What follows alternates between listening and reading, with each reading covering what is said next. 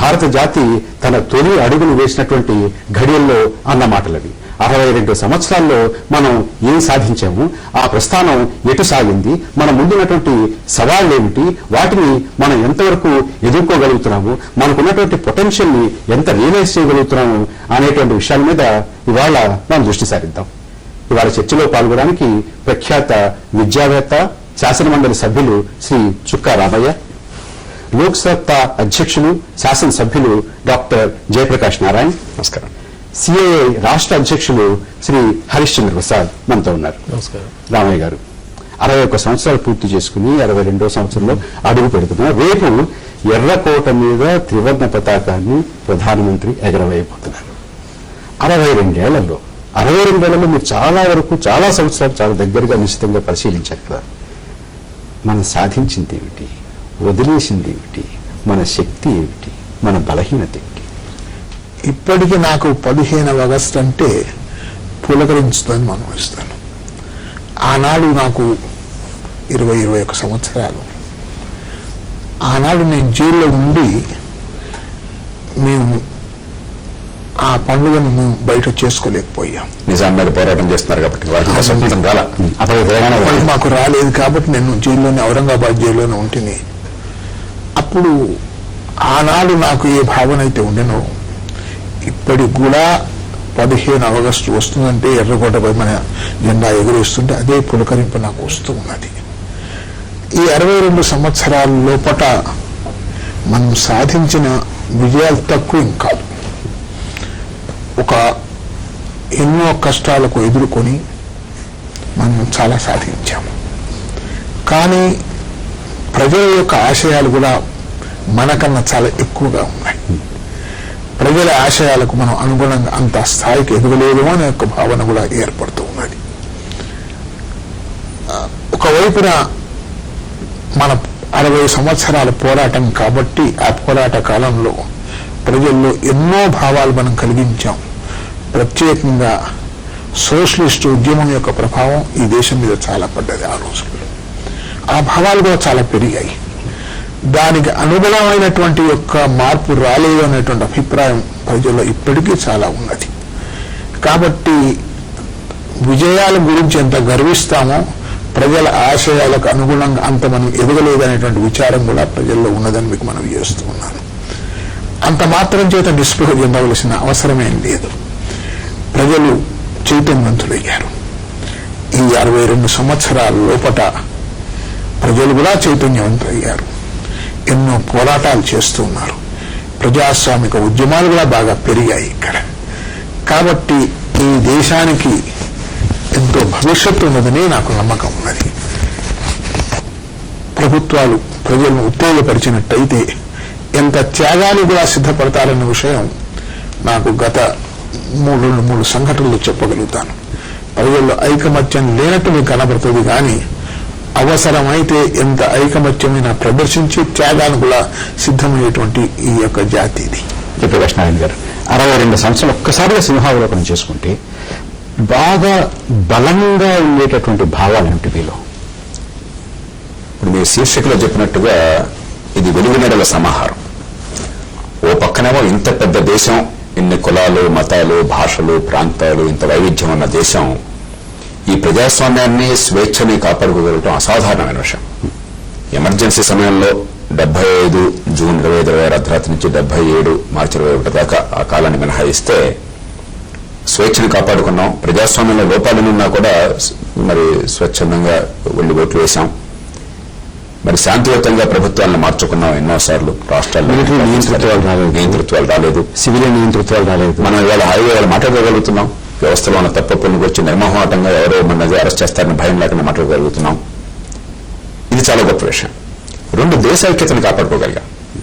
Yugoslavia లాంటి చిన్న దేశాలు కూడా వివిధ భాషలు, జాతులు ఉంటే ముక్కలైపోయి విపరీతమైనటువంటి రక్తపాతం జరిగితే, రక్తపాతంలో పుట్టిన భారతదేశం మన 15 ఆగస్టు అనగానే మనం చాలా త్రివర్ణ పతాకం, ఎర్రకోట మాట్లాడుతున్నాం మనం.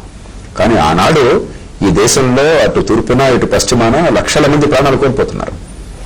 2 కోట్ల మంది శరణార్థులుగా అట్నుంచిపోయారు శాశ్వతంగా. ఒక భయంకరమైన రైళ్లు సవాలుతో వచ్చాయి. కాబట్టి ఒక విషాదమైన ఘట్టంలో స్వతంత్రాన్ని మనం తెచ్చుకున్నాం.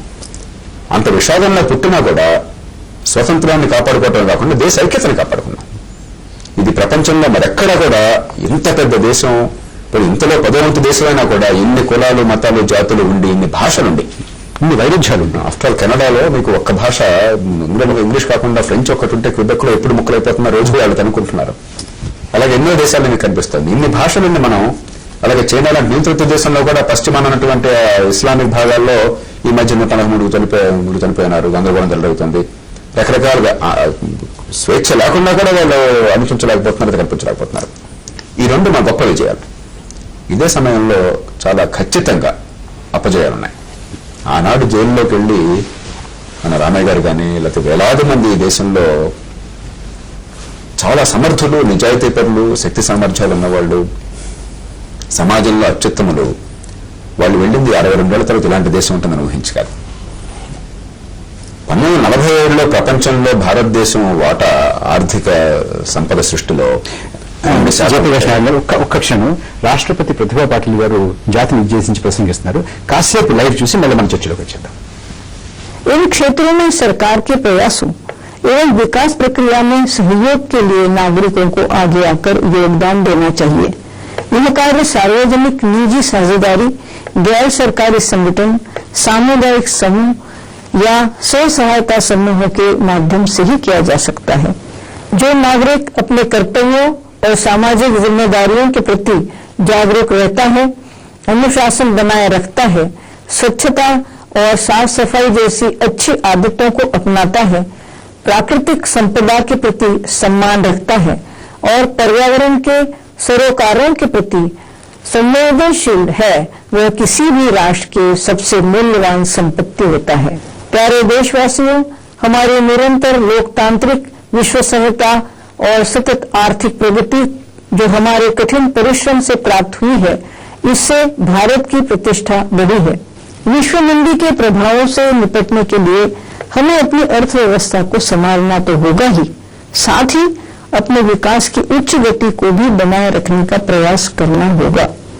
हमारा घरेलू बाजार विशाल है और हमारे पास अर्थव्यवस्था को आगे बढ़ाने की शक्ति है.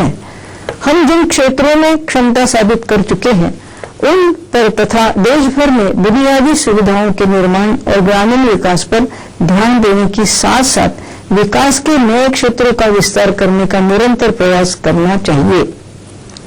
हमें भावी विश्व के लिए तैयार रहना चाहिए, जिसकी रूपरेखा नए परिवर्तनों, तकनीकी और उद्यम भावना से तैयार होगी.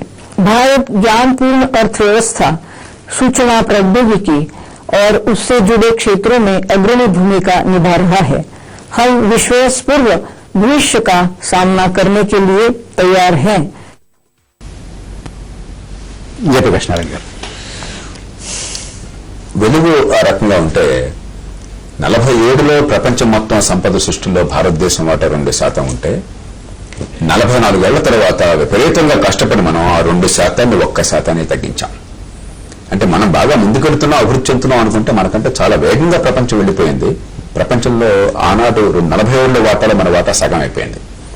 మళ్ళీ కష్టపడి గత 18 ఏళ్లలో మళ్ళీ 2% వచ్చామంటే 62 ఏళ్ల ప్రయాణం తర్వాత ఎంత పరిగెడితే ఉన్న చోట నుంచున్నాం. దాని పర్యవసానం ఏమిటి? ఆనాటి కంటే బేదలు ఎక్కువ ఉన్నారు. నిజానికి ఆనాడు భారతదేశ జనాభా ఎంత ఉందో ఇవాళ అంతమంది బేదలు ఉన్నారు, నిరుపేదలు ఉన్నారు. 2,60,00,000 మంది పిల్లలు ఈ దేశంలో ప్రతి సంవత్సరం, ఈ సంవత్సరం పూర్తయి 63వ సంవత్సరంలోకి వస్తున్న స్వాతంత్రం పూర్తయి వచ్చి ఈ సంవత్సరం పుడితే ఒక 20 లక్షల మంది పైచిలకు పిల్లలు సంవత్సరం ఏడాది పూర్తయ్యేటప్పుడు చనిపోబోతున్నారు. 40% మంది పిల్లలు, వాళ్ళ దగ్గర 1 కోటి మంది పైచిలకు పిల్లలు కేవలం పౌష్టికాహారం లేక వాళ్ళు మరుగుజ్జులుగా పెరగబోతున్నారు. 40% మంది పిల్లలకు 5 ఏళ్లు స్కూల్కి వెళ్ళాక చదవడం రాకుండా ఉండబోతోంది. స్కూల్కి వెళ్ళాక వెళ్ళిన వాళ్ళ సంగతి పక్కన పెట్టేద్దాం. 60% మంది పిల్లలకు లెక్కలు చేయడం రాకుండా ఉండబోయే పరిస్థితి ఉన్నది 2009లో పరిస్థితి. అంటే ఓ పక్కన కొంతమందికి ఆకాశాన్ని అంటుకునేటువంటి అవకాశాలు లభిస్తుంటే కోట్లాది మందికి అసలు కింద నుంచి పైకి లేచే అవకాశం లేకుండా పోతుంది. కొంతమంది 4 కోట్ల రూపాయలతో ఇల్లు కట్టుకుంటున్నారు ఒక్కరే. అంచేత పేదరికాన్ని మనం అంతమందించడంలో కానీ, ఇందాక మీరు ఒక మాట అన్నారు, పొటెన్షియల్ ని ఫుల్ఫిల్ చేస్తున్నామా లేదా అని, అంటే పుట్టిన ప్రతి బిడ్డకి ఎదిగే అవకాశాన్ని కల్పించడంలో కానీ, ఆరోగ్యాన్ని సరిగ్గా అందించి నివారించదగ్గ క్లేశాన్ని తొలగించడంలో కానీ, మరి రాష్ట్రపతి గారు ఇప్పుడే అంటున్నారు ప్రజల భాగస్వామ్యం కావాలి పరిపాలన. నిజంగా ప్రజలకు భాగస్వామ్యం అవటంలా కానీ ఓట్లు వేయడం తప్ప భాగస్వామ్యం ఎక్కడుంది? ప్రజలు కేవలం ఓటు వేసే యంత్రాలుగా మారిపోయినారు. ప్రజల చేతుల్లో అధికారం పెట్టాల. మహాత్మా గాంధీ ఎన్ని అనుకున్నా కూడా గ్రామాల్లోకి డెమోక్రాటిక్ ప్రాసెస్ డీపెన్ కావట్లేదు. ఊరికే ఎన్నికలు జరుగుతున్నాయి, శాంతియుతంగా ఉంది, స్వేచ్ఛలు ఉన్నాయంతే. వలస పాలన దాన్నే కొనసాగించాం రెండే తేడాలతో. ఒకటి ఎన్నికలు జరుగుతున్నాయి, రెండోది స్వేచ్ఛలు ఉన్నాయి.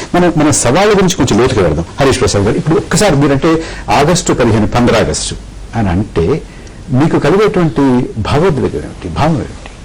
ఒకటేనండి, చాలా మంది మన దేశాన్ని చైనాతో కంపేర్ చేస్తారు, లేకపోతే జపాన్తో కంపేర్ చేస్తారు, లేకపోతే సింగపూర్తో కంపేర్ చేస్తారు. ఈ 3 దేశాలను తీసుకుంటే చైనాలో డెమోక్రసీ లేదు. మావో గ్రేట్ రెవల్యూషన్ కానీ లేకపోతే గ్రేట్ లీప్ ఫార్వర్డ్ కానీ చూస్తే పిండేశాడు మనుషుల్ని, సైకాలజీ అంతా పిండేశాడు. అది మంచిగా చెడా అనేది నేను ఇక్కడ డిబేట్ చేయట్లేదు.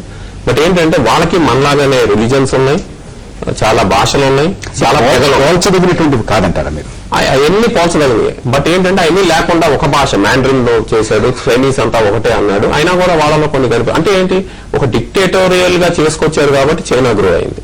మనలాంటి దేశం అది. జపాన్ తీసుకోండి, it's a very homogeneous country. ఇంతకు జయప్రకాష్ గారు అన్నట్టు మనకున్న భాషలు, జాతులు, కులాలు, మతాలు లేవు. సో హోమోజీనియస్ కంట్రీస్ గ్రో అవటం మచ్ ఈజియర్ బికాస్ వాళ్ళ ఫిలాసఫీ, సైకాలజీ అంతా సేమ్ ఉంటుంది, అందరి థింకింగ్. ఇప్పుడు జపాన్ లో చూస్తే మీరు ఏ మూల నుంచి ఒక మూల చూస్తే హొకైడో నుంచి కోబే దాకా ప్రతి ఒక్కరు ఒకటే రకంగా ఆలోచిస్తారు. సింగపూర్ తో కంపేర్ చేసుకోవడానికి ఏముందంటే ఒక చిన్న సిటీ అది. సో వీటన్నిటితో కంపేర్ చేసుకుంటే మనం గ్రో కాలేదు. But as a democracy full freedom ఇచ్చి మనం గ్రో అయినట్టు ఇంకే ప్రపంచంలోనూ ఏ దేశం ఇలా గ్రో అవ్వదు, గ్రో అవటానికి కూడా ఆస్కారాలు లేవు. కానీ జరుగుతుంది ఏంటంటే as we have gone down because of democracy. And again మళ్ళీ వెళ్తున్నాం, మనం పెరుగుతున్నాం. కొన్ని డిఫికల్టీస్ కూడా వస్తున్నాయి మనకి. డెమోక్రసీ ఇప్పుడు మొత్తం ప్రపంచం ఇండియా మీద ఎందుకు చూస్తుందంటే basically because we are only 1/10 of China. But still మనం ఎందుకు చూస్తున్నారంటే this is a potential country where people have freedom to think and then become scientist, become thinkers. Jayaprakash Narayan లాంటి వారు, రామయ్య గారు లాంటి వాళ్ళు ఉన్నారు ఇక్కడ. ఇలాంటి వారు చైనాలో ఉంటే వాళ్ళని సప్రెస్ చేస్తారు కానీ బయటపడదు. అదే జపాన్ లో చూస్తే everybody has to think same. You don't see exceptionally thinking people there. So Singapore లో అసలు population wise we cannot even compare with India. So ఏ విధంగా చూసినా కూడా ఇండియా విల్ గ్రో. మనకున్నటువంటి రిసోర్సెస్ యూనిక్, మనకున్నటువంటి అచీవ్మెంట్స్ యూనిక్, మనకున్నటువంటి ప్రాబ్లమ్స్ కూడా యూనిక్. మనకున్నటువంటి సవాళ్ళు ఏమిటి, మనం ఎదుర్కొన్న సమస్యలు ఏమిటి, ఇన్నాళ్లుగా మనం ఎదుర్కొన్నటువంటి సమస్యలు ఎలా ఎదుర్కొన్నాము, జాతీయ ఉద్యమంలో మనం ఆలోచించినటువంటి ఆలోచనలు, వేసినటువంటి పథకాలు, రచించినటువంటి యోజనలు, వాటికి ఇవాళ ఉన్నటువంటి పరిస్థితికి మధ్య ఉన్నటువంటి సంబంధం ఏమిటి అనే దాని మీద కూడా మనం ఒకసారి చర్చిద్దాం. అంతకుముందు ఒక చిన్న విరామం తీసుకుందాం.